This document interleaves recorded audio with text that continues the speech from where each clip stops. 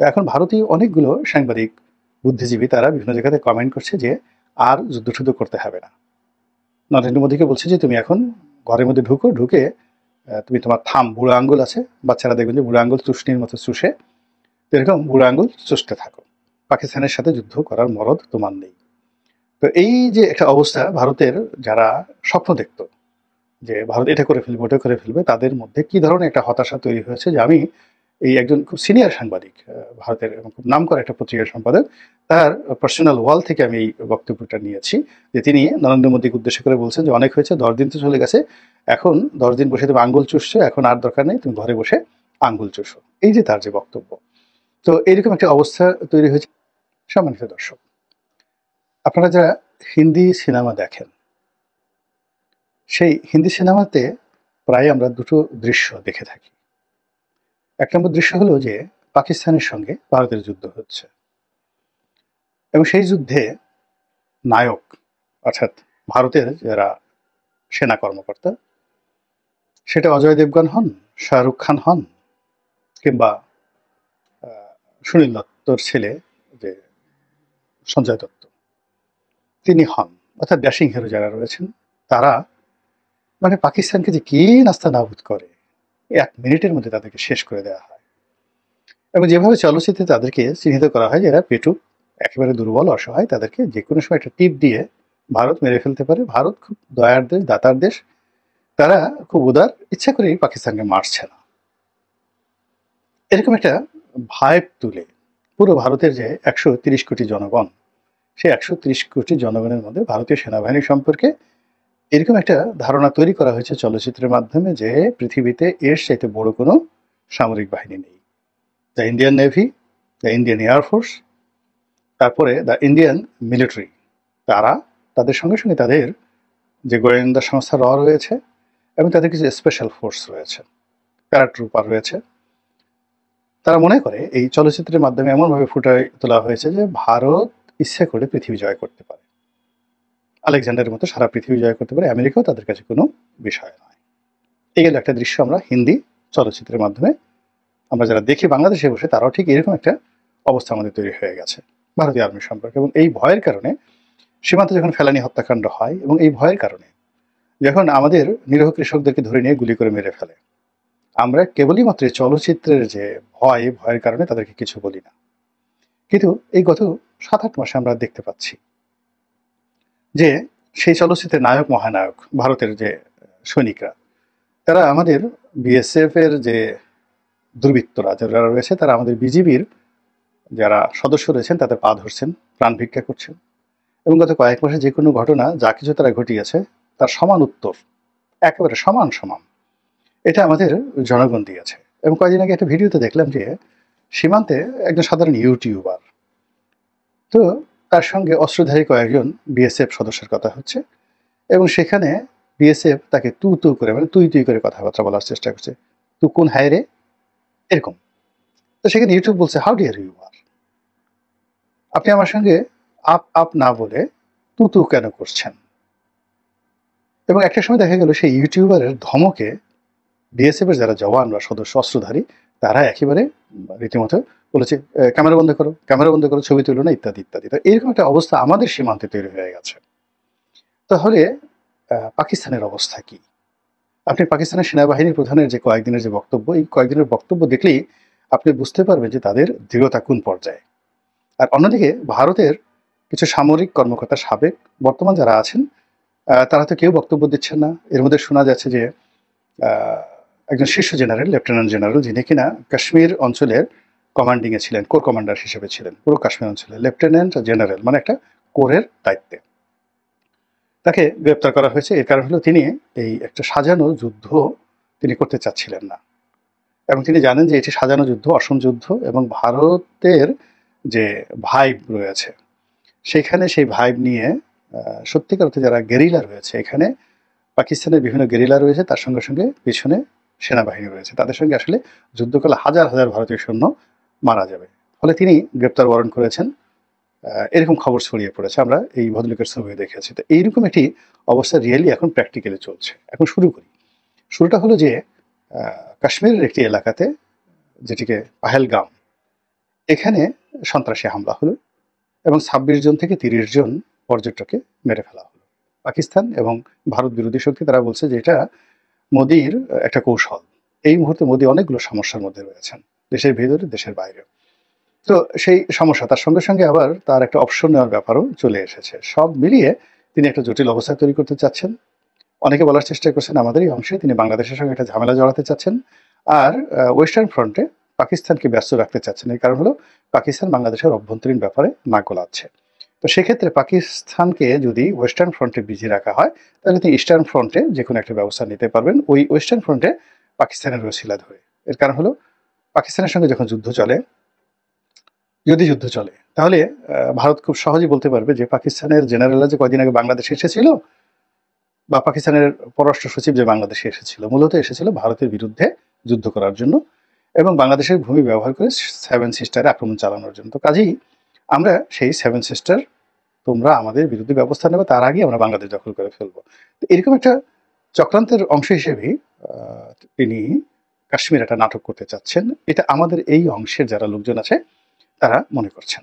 আর যারা দিল্লি, মানে উত্তর ভারত, তারপর শেষে তার পাশে উত্তরপ্রদেশ, ইউপি, এরপরে যারা কাশ্মীর, সেখানে যারা পাঞ্জাবের যারা অধিবাসী, যেখানে খুব গন্ডগোল চলে, তো এবং অন্যান্য এবং সেভেন সিস্টার যেমন কয়েকটা জায়গাতে রয়েছেন যেখানে মোদি খুবই অজনপ্রিয়, তাদের বক্তব্য হলো যে এই সময়টিতে সে একটা নাটক তৈরি করে আমেরিকার সঙ্গে তার যে সমস্যাগুলো দেখা দিয়েছে শুল্ক সংক্রান্ত বিষয় এবং আমেরিকার সঙ্গে মধ্যপ্রাচ্যের সঙ্গে ইদানিং ভীষণ রকম সমস্যা আছে, পুরো জিনিসটিকে তিনি একটা যুদ্ধের আদল দিয়ে তিনি নিজের পিঠ বাঁচানোর চেষ্টা করছেন। এবং ঠিক সেম ঘটনা কিন্তু ঘটিয়েছে ইউক্রেনের জেলেনস্কি ইচ্ছা করি পুরো ইউক্রেনকে যুদ্ধ থেকে ঠেলে দিয়েছে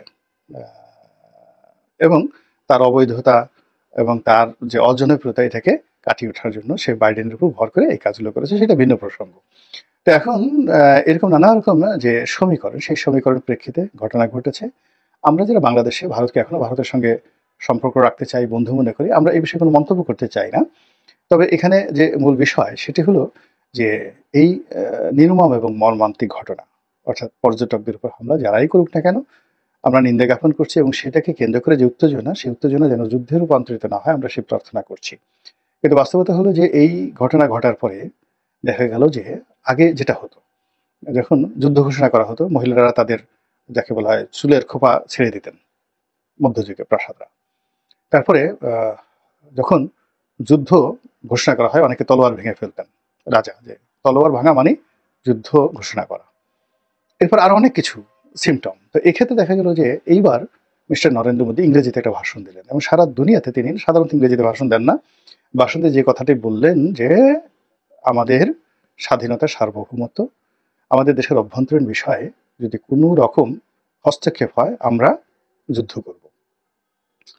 এরপর শুরু হলো তাদের যে ভারত মহাসাগরে যে সাবমেরিনগুলো রয়েছে, তারপরে সেখানে যে যুদ্ধজাহাজ রয়েছে সেগুলোর প্রচণ্ড মহড়া, তারপরে তাদের যে বিমান বাহিনী রয়েছে সেখানে যুদ্ধ বিমানগুলোর একেবারে রীতিমতো, মানে আপনারা যারা দেখেছেন মানে এটা ভয়ঙ্কর একটা অবস্থা, তারা উড়াতে লাগলো এগুলো। এবং এগুলো উড়াতে গিয়ে একটা বিমান তো দেখা গেল যে তাদের নিজের দেশের মধ্যে বোমা বর্ষণ করে বসলো, বললো যেটা আমাদের ভুল হয়েছে। ভারত ধরে নিয়েছে যুদ্ধ হবে এবং যুদ্ধে ভারত ১ মিনিটের মধ্যে পাকিস্তান দখল করে ফেলবে। এবং ভারতীয় যারা লোকজন রয়েছে তারা খুবই উল্লসিত যে পাকিস্তানের মতো একটা দুষ্ট রাষ্ট্র যদি দখল হয়ে যায় তাহলে তারা বেলুচিস্তান স্বাধীন বালুচ যে আন্দোলন, সে আন্দোলন করছে সেটাকে আলাদা একটা রাষ্ট্র করে দেবে, পাঞ্জাবকে দখল করে নেবে, জম্মুর উল্টো দিকে যেটা আজাদ কাশ্মীর রয়েছে সেটাকে তারা একত্র করে পুরো একটা কাশ্মীরকে একীভূত করে ফেলবে। আরও অনেক বড় বড় স্বপ্ন তারা দেখার চেষ্টা করছে, যারা ভারতকে মনে করে যে তারা সত্যিকার অর্থে একটা যাকে বলা হয় পরাশক্তি, ১ ঘন্টার মধ্যে পাকিস্তান দখল করে ফেলবে। কিন্তু এইভাবে নরেনের মধ্যে সে ইংরেজি বলা এবং সবকিছু করার পরেও দেখা গেল যুদ্ধ শুরু হচ্ছে না। আমি যখন এই হেডলাইনটা দিই তখন 10 দিন ছিল, আর আমি এই ভিডিওটি যখন করি তখন অর্থাৎ আজকে মার্চ মাসে মানে মে মাসের ৩ তারিখ, তো ৩ তারিখে আসলে ১৩ দিন হয়ে গেছে এই মানে ঘটনা ঘটার পরে। যেদিন প্রচার করবে সেদিন হয়তো ১৪ দিন ১৫ দিন এরকম হয়ে যাবে। তো এখন ভারতীয় অনেকগুলো সাংবাদিক বুদ্ধিজীবী তারা বিভিন্ন জায়গাতে কমেন্ট করছে যে আর যুদ্ধ শুদ্ধ করতে হবে না। নরেন্দ্র মোদীকে বলছে যে তুমি এখন ঘরের মধ্যে ঢুকে তুমি তোমার বুড়ো আঙ্গুল আছে, বাচ্চারা দেখবেন যে বুড়ো আঙ্গুল চুষনির মতো চুষে, তো এরকম বুড়ো আঙ্গুল চুষতে থাকো, পাকিস্তানের সাথে যুদ্ধ করার মরদ তোমার নেই। তো এই যে একটা অবস্থা, ভারতের যারা স্বপ্ন দেখতো যে ভারত এটা করে ফেলবে ওটা করে ফেলবে, তাদের মধ্যে কি ধরনের একটা হতাশা তৈরি হয়েছে যে আমি এই একজন খুব সিনিয়র সাংবাদিক, ভারতের এবং খুব নামকরা একটা পত্রিকার সম্পাদক, তার পার্সোনাল ওয়াল থেকে আমি এই বক্তব্যটা নিয়েছি, যে তিনি নরেন্দ্র মোদীকে উদ্দেশ্য করে বলছেন যে অনেক হয়েছে, 10 দিন তো চলে গেছে, এখন 10 দিন বসে তুমি আঙ্গুল চুষছো, এখন আর দরকার নেই, তুমি ঘরে বসে আঙ্গুল চুষো, এই যে তার যে বক্তব্য। তো এইরকম একটা অবস্থা তৈরি হয়েছে। এর মধ্যে যেগুলো হলো সেটা হলো পাকিস্তানের সাথে অনেকগুলো চুক্তি তাদের ছিল, তার মধ্যে খুবই গুরুত্বপূর্ণ একটা চুক্তি হলো পানি চুক্তি। যদি এই পানি চুক্তিতে তাদের কিছুই করার নেই, কিন্তু এই পানি চুক্তিটি তারা বাতিল করে দিয়েছে। এই বাতিলের ফলে পাকিস্তানের কিছুই হবে না, ভারতও কিছু করতে পারবে না, সিন্ধু নদীর পানির গতিপথ তারা এই মুহূর্তে ফেরাতে পারবে না। তারা তাদের উজানের যে কয়েকটা নদীতে আছে, তারা যেখানে নিয়মতান্ত্রিকভাবে বাঁধ তৈরি করেছিল, অলানো ছাড়েন কাপুরুষের মতো সেই বাঁধগুলো ছেড়ে দিয়ে দেখা গেল পাকিস্তানের বিস্তীর্ণ এলাকা তারা ভাসিয়ে দিয়েছে। মানে এটা কি বলবো, যে অনেক সময় যে এর চেয়ে কাপুরুষতা আর হতে পারে না, এই কাজটি তারা করেছে। এবং তারা বলছে যে আমাদের হাতে আরো দুটো রিজার্ভে প্রায় 10,000 কিউসেক পানি আছে, এবং তোমরা যদি বেশি বাড়াবাড়ি করো ওই 10,000 কিউসেক পানিও ছেড়ে দেব। এবং এটা মোদি মিডিয়া বা গদি মিডিয়া যাদেরকে বলা হয়, তারা এই সমস্ত ধরনের প্রচার এবং প্রোপাগান্ডা চালিয়ে যাচ্ছে। এরই মধ্যে যুদ্ধের দামামা কমে গেছে, জনগণের যে ভয় আতঙ্ক পাকিস্তানি জনগণের সেটা কেটে গেছে। আর পাকিস্তান সবকিছু নিয়ে, সৈন্য সামর্থ্য নিয়ে তারা সীমান্তে অপেক্ষা করছে, এবং তারা যেটা করছে তারা আক্রমণকারী হতে চাচ্ছে না, তারা অপেক্ষা করছে জবাব দেওয়ার জন্য। এবং অতীতে যে কয়বারই যুদ্ধ হয়েছে এবং সাম্প্রতিক সময়ে এই মোদী ক্ষমতায় আসার পরে যে কয়টি ঘটনা ঘটেছে, প্রায় সবগুলো ঘটনাতেই ভারতীয় সেনাবাহিনী অগ্রগামী হয়ে আক্রমণ করেছে, নাস্তানাবুদ হয়েছে, এবং তাদের অনেক সৈন্য পাকিস্তানের সৈন্যের হাতে ধরা পড়েছে, এবং পাকিস্তানিরা তাদেরকে কয়েক মাস আটকে রেখেছে, তাদের মোষ কেটে দিয়েছে, দাড়ি কেটে দিয়েছে, তারপর তাদেরকে আবার ভারতের হাতে হস্তান্তর করেছে। এবং একই ঘটনা কিন্তু ঘটেছে চীন সীমান্তে। এবং চীন যেটি করেছে সেটা হলো চীনের বেশ কয়েকটি সীমান্তে, বিশেষ করে আমরা যে 3 ইডিয়টস যে দেখি, সেখানে যে এলাকা রয়েছে, তো সেই এলাকার একটা বিরাট অংশ, 20,000 বর্গ কিলোমিটার, 20,000 বর্গ কিলোমিটার এলাকা চীন দখল করে নিয়েছে। এবং এটার জন্য তারা কোনো যুদ্ধ করতে হয়নি, তারা শুধুমাত্র কুম্ফু দিয়ে, ক্যারাত দিয়ে সে প্রায় 1,000 ভারতীয় সৈন্যকে তারা ভীষণভাবে আহত করেছে। অর্থাৎ ওখানে ভারতীয় সীমান্তে যে ভারতীয় সৈন্য রয়েছে তাদের সাথে দেখা গেল যে মানে চীনের যে সৈন্যরা তারা এসে একটা হাতাহাতি লড়াই, এবং হাতাহাতির লড়াইতে তারা বেদম পিটুনি খেয়েছে ভারতীয় সৈন্যরা, এবং 1,000-এর মতো তারা চীনের কাছে যাকে বলা হয় বন্দী হয়েছে। তো এটি নিয়ে খুব কৌতুক হয়েছে, অনেক কিছু হয়েছে। তাদেরকে জিজ্ঞাসা করা হয়েছে এমন হলো কেন, তো বলে যে আমরা তো ওদের সাথে কুম্ফু কারাত করার জন্য লড়াই করেছি, কিন্তু কুম্ফু কারাতের মাঝে ওরা হুট করে করেছি, ওদের পিছনে এক ধরনের বড় লাঠি ছিল এবং লাঠির মাথায় গজাল প্যারাক বসানো ছিল, ওরা সেটা বের করে এসে সেই কুম্ফু কারাত বাদ দিয়ে ওটা দিয়ে আমাদেরকে খোঁচাতে থাকে, পিটাতে থাকে, তখন আমরা অসহায় হয়ে পড়ি। তারপরে বোঝার চেষ্টা করেন যে এটা রাষ্ট্রীয় পর্যায়ে 1,000 সৈন্য, মানে যারা চীনের হাতে ধরা পড়েছে মানালি, ওই যে মানালি ওই সীমান্ত থ্রিতে তো ধরা পড়েছে, আর আহত হয়েছে কত। এবং ওই ক্ষত কাটাতে না কাটাতেই আবার দেখা গেল যে পাকিস্তানের সাথে তারা একটা ধরা খেলো। ওই পাকিস্তানের 100 মানে পাইলট, মানে ভারতের এক পাইলট গিয়ে পাকিস্তানে তারা পড়ে গেল। এবং তখনও কিন্তু একই ঘটনা ঘটেছিল এই কাশ্মীর নিয়ে। আবার এখন এই তৃতীয় ঘটনা যে হম্বি দেখাচ্ছে, এবং ওটার এগেনস্টে আমাদের বাংলাদেশে কিন্তু একটা ভাইব তৈরি হয়ে গেছে, বাংলাদেশে এক ধরনের একটা প্রস্তুতি চলছে।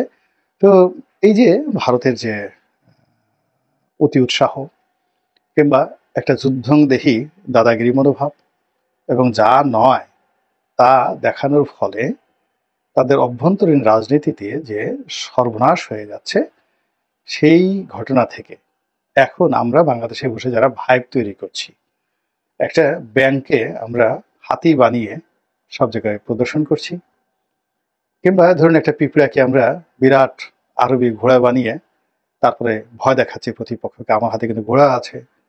তাদের আগামী দিনে কি পরিণতি হতে পারে সেটা এই যে সাম্প্রতিক সময় ভারতের যে ঘটনা তার থেকেই আমরা অনুমান করতে পারি। মহান আল্লাহ আমাদের সবাইকে হেদায়েত দান করুন এবং হেফাজত করুন। আসসালামু আলাইকুম ওয়া রাহমাতুল্লাহি ওয়া বারাকাতুহু।